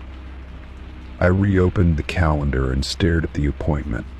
I tried editing it again, but the app still would not let me make any changes. I even tried logging out and back into my account, but the meeting remained. The idea that someone else might have accessed my calendar crept into my mind. But who would have done that? And why? I decided to stay awake until midnight, just to see what would happen. Maybe it was some strange prank or an automated error. I sat on the couch, the television on low in the background, as the minutes crept closer to 12 o'clock. My heart pounded as the time approached. When the clock hit 12 o'clock, my phone buzzed with the final reminder. A few seconds later, my screen went black. I held my breath as the phone restarted itself. When it powered back on, there was a new notification. Meeting completed. My hands were shaking as I opened the calendar. The appointment was gone. No record of it remained. My entire body felt tense as I stared at the screen, trying to make sense of what had just happened. I set my phone down and stood up, pacing around the apartment. My thoughts spiraled. Someone had to have access to my account. But how? My passwords were complex, and I never shared them with anyone. I checked my email for any security alerts, but there was nothing. My phone buzzed again, and I nearly jumped. It was a new email. The subject line read, "Final meeting." My hands trembled as I opened it. The body of the email contained just one sentence: "Thank you for attending." No sender information, no contact details, just that single line of text. My mind raced through possible explanations. A prank? A hacker? Or something worse? The next morning, I called the IT department as soon as I got to work. I explained the situation, trying to keep my voice steady. The technician on the other end of the line sounded skeptical. "You said the meeting disappeared after midnight," they asked. "And you got an email?" I confirmed both. "That's unusual," they said. "We can run a security check on your account." I sat at my desk, feeling restless as I waited for them to get back to me. My email inbox was quiet, and my calendar looked normal. By noon, the technician called back. "We didn't find anything unusual," they said.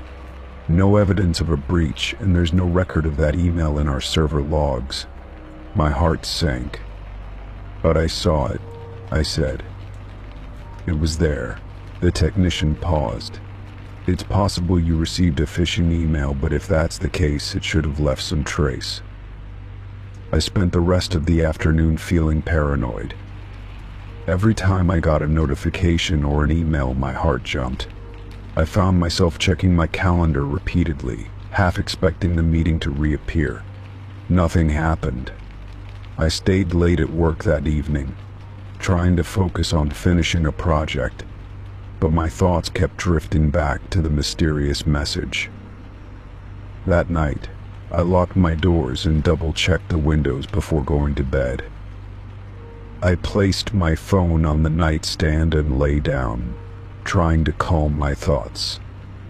At around 2 o'clock in the morning, I woke up to the sound of my phone vibrating.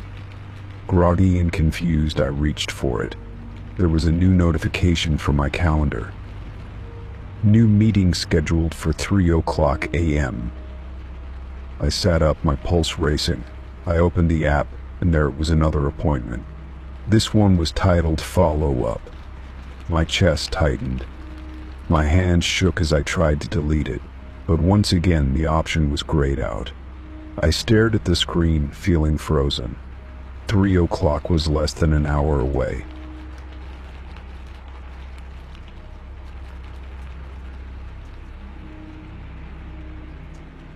This time I did not wait.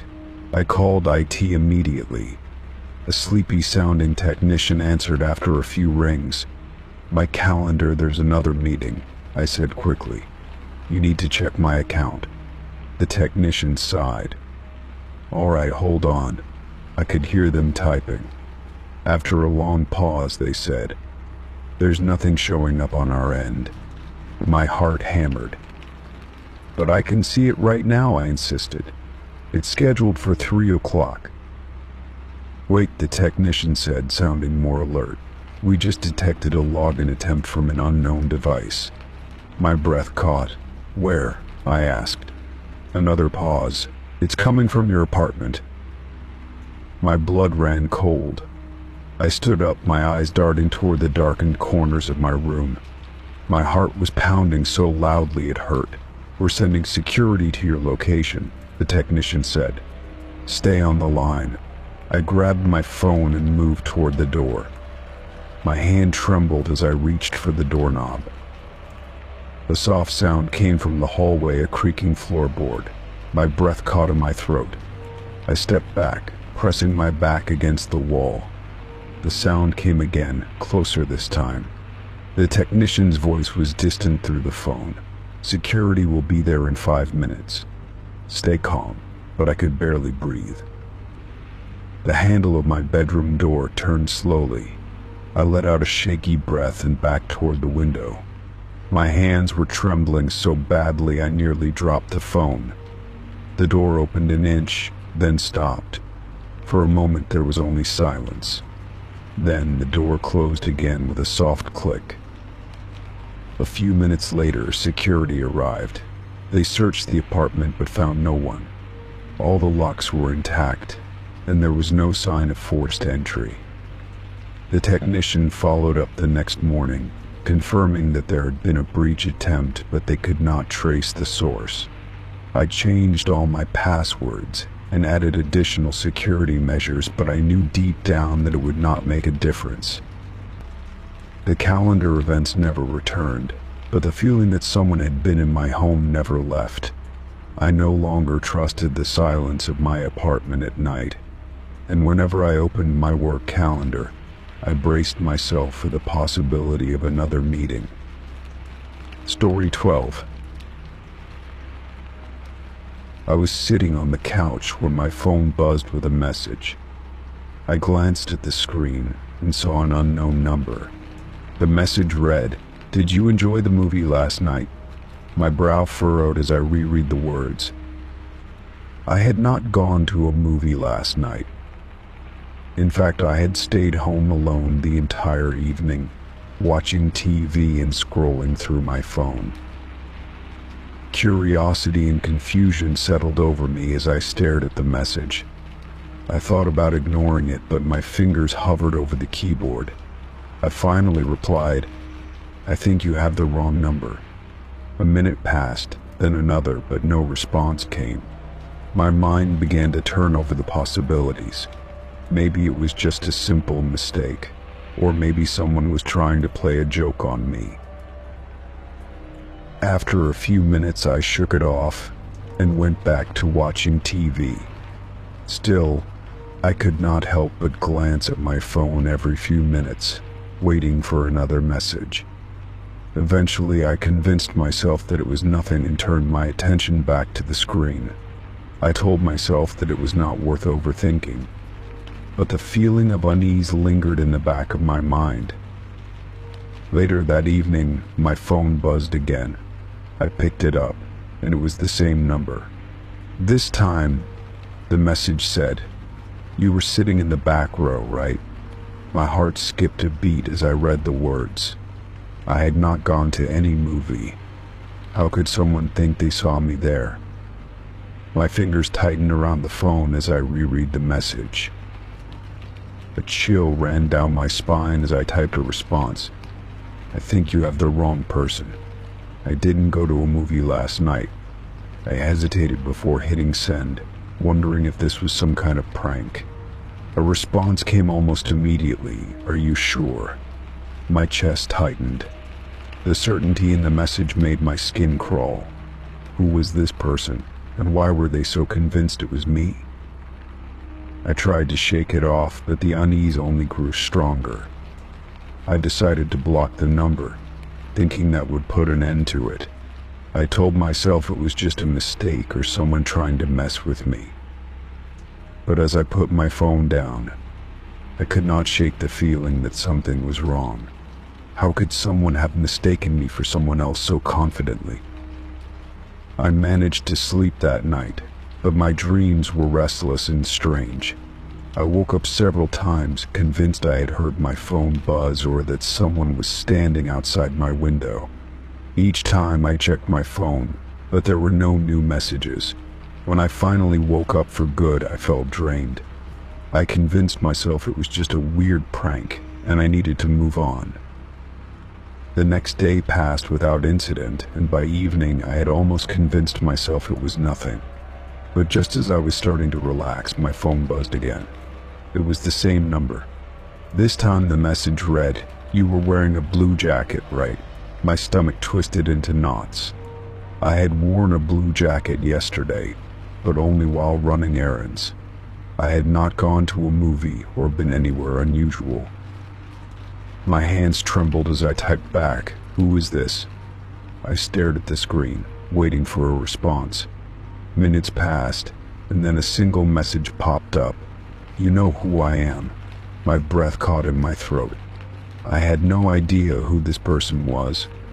My heart hammered in my chest as I stared at the message, unsure of how to respond. I blocked the number again, telling myself it was the only logical thing to do. It had to be a prank. Someone was playing a game with me. But the feeling of unease only deepened. I checked the locks on my doors and windows, making sure everything was secure. Still, I could not shake the feeling that someone was watching me. That night, I struggled to sleep. Every sound seemed amplified. Every shadow in the room felt like it was moving. I woke up at one point, convinced I had heard footsteps outside my bedroom door. I sat up, listening carefully, but the house was silent. Still, the sense of being watched lingered. The next morning, I told myself I was overreacting. I got through most of the day without thinking about the messages. But just before sunset, my phone buzzed again. It was a new number this time. The message read, "I saw you again today." My pulse quickened. My eyes darted toward the windows as I tried to think clearly. I had gone to the grocery store earlier, but I had not noticed anyone following me. I replied, "Who is this? Why are you messaging me?" The response came quickly, "You know me." My stomach tightened. I tried to think of anyone it could be, a friend, a coworker, but no one came to mind. My hands shook as I typed, "I don't know you. Leave me alone." No response came after that. That night I could not sleep. I sat up in bed, the phone resting on the nightstand beside me. I kept checking the locks, the windows, the doors. My heart raced at every noise. At one point I thought I heard soft footsteps outside my door. I held my breath, straining to listen. After a moment, everything was quiet again. I lay awake for hours, waiting for another message, but none came. The next morning, I tried to put it behind me. I reminded myself that it was probably just some strange mistake. But later that afternoon, I stepped outside to take out the trash and noticed something that made my blood run cold. Sitting on the doorstep was a folded piece of paper. I hesitated before picking it up. My hands shook as I opened it. The message was written in the same tone as the texts. I enjoyed the movie too. My breath hitched as I dropped the paper. My eyes scanned the street, looking for anyone suspicious, but the street was empty. I locked the door behind me and sat on the couch, heart racing. Whoever this was, they were not just texting me, they knew where I lived. I considered calling the police, but what would I say? That someone had sent me strange messages and left a note at my door. I knew it would not lead anywhere. I checked my phone for any new messages, but nothing had come through. I sat in the quiet house, every sound making me flinch. Over the next few days, the messages stopped. Slowly, I began to relax. I convinced myself that it was over, that whoever had been playing this game had moved on. But one night, as I was about to fall asleep, my phone buzzed again. My heart pounded as I reached for it. The message read, "I'll see you soon." I sat up, the cold chill returning to my chest. I did not reply. I could not. I turned off the phone and sat in the dark, listening to the silence of the house. I told myself that it had to be a prank, that it would stop eventually. But deep down I knew better. Someone had been watching me, and they were not finished yet. In the following days, I made sure to lock my doors and close my blinds. I stopped wearing the blue jacket. I avoided any patterns in my routine. The messages stopped coming, but the feeling of being watched never faded. Whoever it was, they were out there, and they had made it clear they knew me better than I realized. Story 13. It started late one evening when I was sitting on the couch watching television. The house was quiet except for the low hum of the television in the background. I was halfway through a show when the doorbell rang. My heart jumped a little, mostly from the unexpectedness of it. I wasn't expecting anyone, and it was already getting late. I reached for my phone and opened the security camera app. The camera pointed directly at the porch, and I could see the dim glow of the porch light illuminating the empty space. No one was there. My brow furrowed as I leaned closer to the screen, wondering if maybe the camera had glitched. But the live feed was working perfectly. The porch was completely empty. I stood up and walked toward the door, hesitating for a moment before peeking through the peephole. And just like the camera showed, there was nothing outside. No movement, no shadows, not even the sound of footsteps leaving. I opened the door slightly, feeling the cool night air drift in. I stepped out and looked around, scanning the yard and the street beyond. Everything was still. After a moment, I went back inside, locking the door behind me. I told myself it was probably just a malfunction. Maybe the doorbell's wiring had been acting up. I sat back down on the couch, trying to shake the feeling that something was off. A part of me wondered if maybe someone had rung it and quickly run off, but why would someone do that so late at night? About an hour later, just as I was starting to drift off on the couch, the doorbell rang again. This time I sat up immediately, my heart racing. I grabbed my phone and checked the security feed. Once again, the porch was empty. No person, no movement, nothing at all. A cold wave of unease crept over me as I stared at the screen, waiting for something to change. I walked toward the door, slower this time, listening for any signs of movement outside. I pressed my ear against the door, but all I could hear was the sound of my own breathing. I opened the door slightly and peeked outside. The porch was empty. The street was dark, the neighboring houses quiet. I closed the door, bolting the lock this time. I sat back down, trying to push down the rising tension in my chest. Maybe it was a prank, someone messing with me for fun. But the longer I thought about it, the less that made sense. My porch light was on, and the camera had a clear view of the whole area. No one could have rung the doorbell and gotten away that quickly without being seen. That night, I barely slept. Every small noise in the house made me flinch. I kept my phone on the nightstand, the security feed open just in case. At around 3 in the morning, the doorbell rang a third time. I sat up so quickly I nearly fell out of bed. My hand shook as I reached for my phone. I opened the app, but the screen showed the same empty porch. I forced myself to walk to the front door. I hesitated with my hand on the lock. My pulse thudded painfully in my chest. Slowly, I unlocked the door and opened it just a crack. The night air was still and cold. I stepped outside and looked around, scanning the yard and the street. Nothing. No footprints on the porch, no sign of anyone having been there at all. I went back inside, locked the door, and sat on the floor with my back against it. My mind was racing, searching for answers. Maybe the doorbell was malfunctioning. But if it was broken, why would it ring so irregularly? And why did the security camera show nothing? The next day, I called the company that installed the camera and the doorbell. They said everything was working fine. The technician on the phone checked the system remotely and assured me that the camera was fully functional. I even tested the doorbell myself during the day, pressing it over and over to see if I could recreate the problem. It worked perfectly every time. For the rest of the day, I tried to put it out of my mind. I ran errands and kept busy, hoping that maybe I had just imagined the whole thing.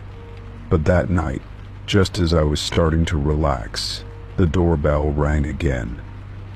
My stomach clenched as I picked up my phone and opened the app. The porch was empty.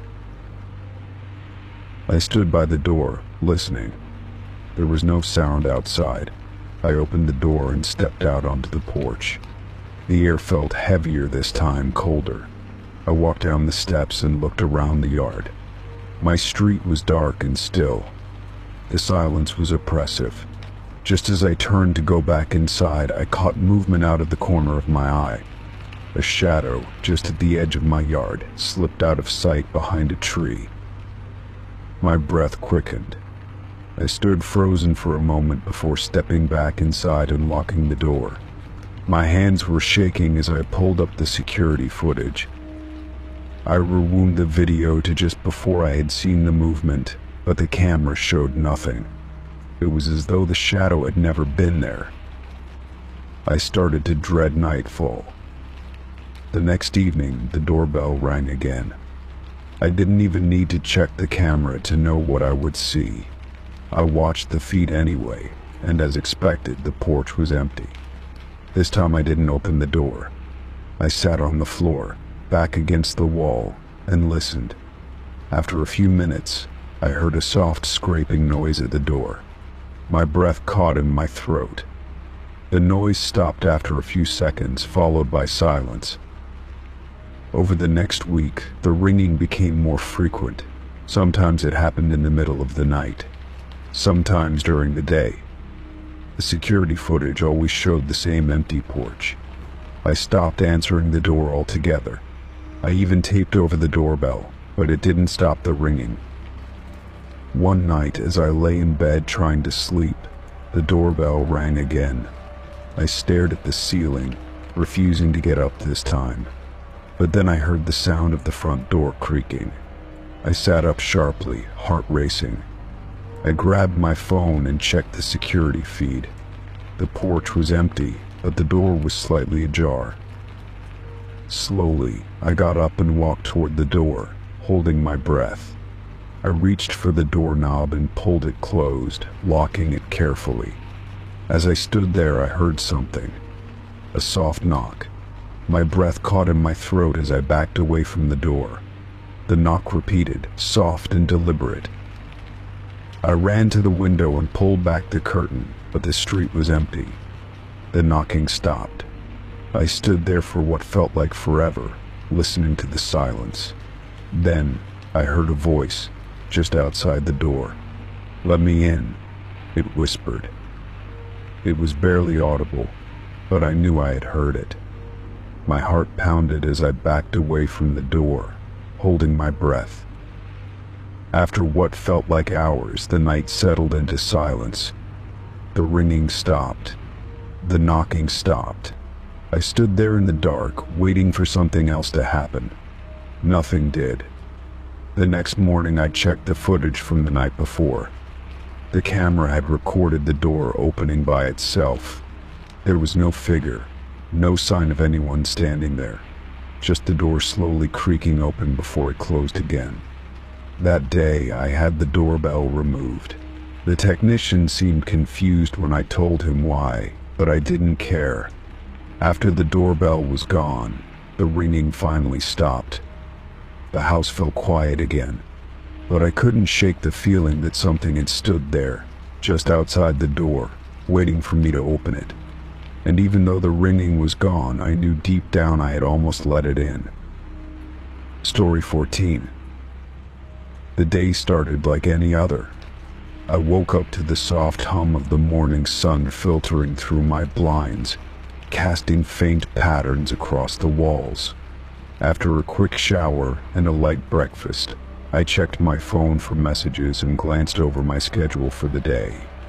It was an ordinary morning, quiet and uneventful. I had no reason to think that anything strange would happen.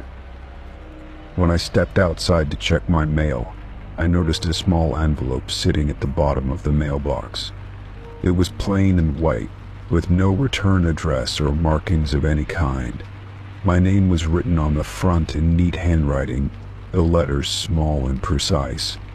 I pulled it out and walked back inside, setting it down on the kitchen table as I sorted through the rest of the mail. Curiosity got the better of me, and I opened the envelope. Inside was a single sheet of paper, a child's drawing. The drawing was made with crayons, the lines uneven and colorful in that typical childlike way. My breath caught in my throat as I stared at it. The drawing showed a person lying in a bed, eyes closed, with dark hair spilling over the pillow. It was unmistakably me. The details were strikingly accurate. The shape of the bed, the color of the blanket, even the small lamp on the nightstand next to the bed, it all matched perfectly. But that was impossible. No one had been in my bedroom recently, and certainly not a child. My hands felt cold as I turned the drawing over, searching for some kind of explanation. There was nothing on the back, no name, no message, just the picture itself. I sat down at the table, the paper trembling slightly in my hands. How had someone managed to capture such detail about my bedroom? And why would a child draw it? The more I stared at it, the more unsettled I felt. My mind raced with possibilities. Maybe it was some kind of prank, or maybe someone I knew had let their child visit my apartment without telling me. But none of it made sense. I folded the drawing and tucked it into a drawer, trying to put it out of my mind. But the image lingered in my thoughts all day, like a shadow I couldn't shake. That night, I lay awake in bed, listening to the faint sounds of the city outside my window.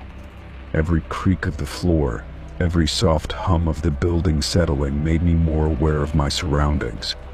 I couldn't stop thinking about the drawing. The next morning, I checked the mailbox again, half expecting to find another envelope. There was nothing. I told myself I was overreacting, that it had to be some strange coincidence. Maybe someone had just been guessing, or maybe the resemblance was a trick of my imagination. Still, I couldn't shake the feeling that I was missing something. A few days passed without incident, and I began to relax. I went about my usual routines, telling myself that it had been a fluke, a strange, unexplained event that didn't mean anything. But then, a week later, another envelope appeared in my mailbox. My stomach tightened as I pulled it out, already knowing what I would find inside. Sure enough, it was another drawing. This one showed the same figure lying in bed, but now the figure's eyes were open. The details were even sharper this time, the color of the sheets, the slight crack in the wall near the window. My heart raced as I studied the picture, trying to make sense of it. The figure's face was drawn with more precision, and the eyes stared directly forward.